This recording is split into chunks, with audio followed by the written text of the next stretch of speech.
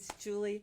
I'm in Iowa City, and I'd like to tell you the story of what happened when I passed through um, an area that I've been kind of obsessed with for the last 10 years. It's a city called Benton Harbor, and the story's a little convoluted, and I'm going to try to get in through it in a way that's meaningful. Um, but just kind of stick with me, okay? Let It turns out that Benton Harbor is located, if you drew a line directly across from Chicago over Lake Michigan on the other side, it's on the east side of Lake Michigan. And it is the home of an absolutely gorgeous shoreline. And in 1917, it was the whole area was given to the city of Benton Harbor, and it was given by the Glocks in memory of their daughter. And I'd actually like to read to you. I'm actually going to read um, a statement from the dedication. Um, in taking an inventory of life, they wrote, we all take stock of the circumstances surrounding the happiest moments. The giving of this park to the city of Benton Harbor has been to Mrs. Glock and myself the happiest moment in our lives. The deed of this park in the courthouse of St. Joseph will live forever. Perhaps some of you do not own a foot of ground. Remember then that this is your park.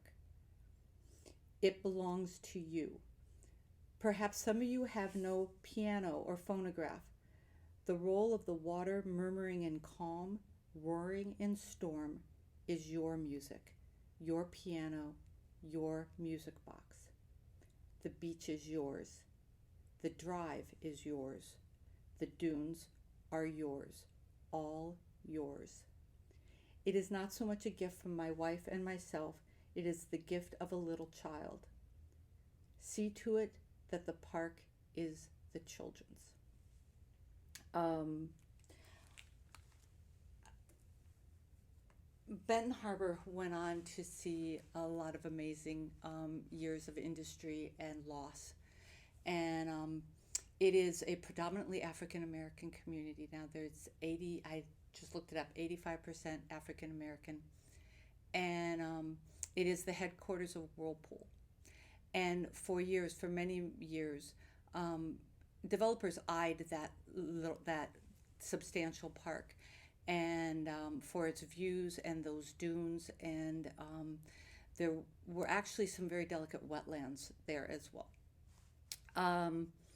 So we fast forward to several runs at the park, and sometimes city managers that maybe were a little shady, and the story gets pretty convoluted, but it intersects with a governor named Rick Schneider, who came into office and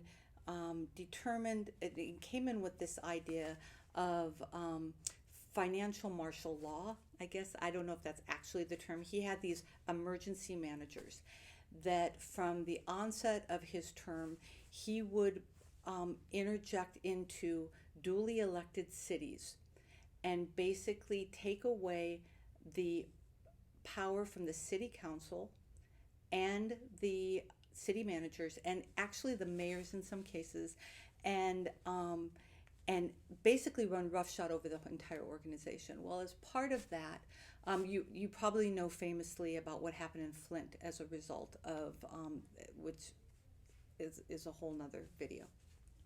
But it turns out the very first city they decided to do this to was not Flint. It wasn't even Detroit.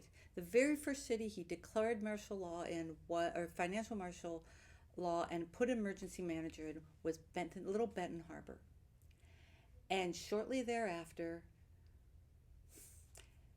they not only 22 acres, dead center at the highest point of the bluff, was dedicated to a golf course, and it was and a private development.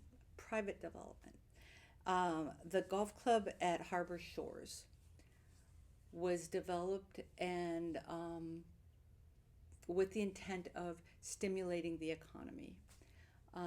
This was done in 2010, and it was developed quickly before anybody could. And so it was there was a lot of litigation, but it went through very quickly, and it stands to me how they were able to take public land that was actually it actually was the first park, state of park in the state of Michigan, and hand that over to private development. They do let the residents of Benton Harbor can play for $40 instead of the normal $150 a round. But this is a city where the average income is $17,310. So I don't see that, and I'm going to show you some. I don't see these people playing a lot of golf, frankly, and I really don't see the children playing a lot of golf. I tell you this story because I showed up in Benton Harbor, and and it was super cold, and I desperately tried to get an interview.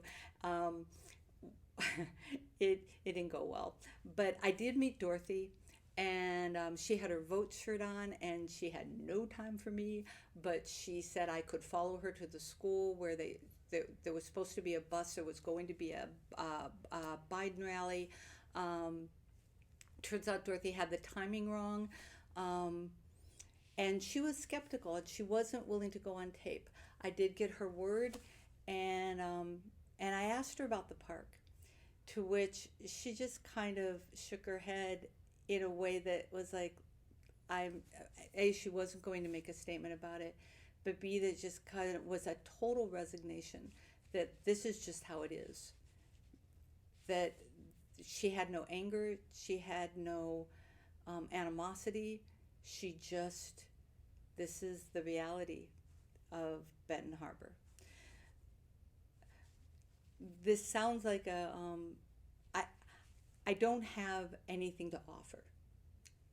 I can't give you a great videotape of somebody talking about what that park meant. So I'm left with what every mother in America does in situations like this, where all I can do is say, shame on you. Shame on you, Rick Schneider. Shame on you, shortcuts to democracy and to city government. Shame on you, Whirlpool, for taking advantage of that situation, and the city and that was in dire need. If you wanted to invest and you wanted to do development, there were many other places to do it. You did not have to do it in that spot. And shame on you, PGA. Shame on you for having your tournament there last year. And I got that out of my system. So thank you, Dorothy. She let me take this picture of her while she was in her car, because she was talking to me through her window. At that point, I think she just thought I was just a little crazy. Anyway, I love Benton Harbor, and I love that shoreline, and I hope that somehow they can make it right. Thanks.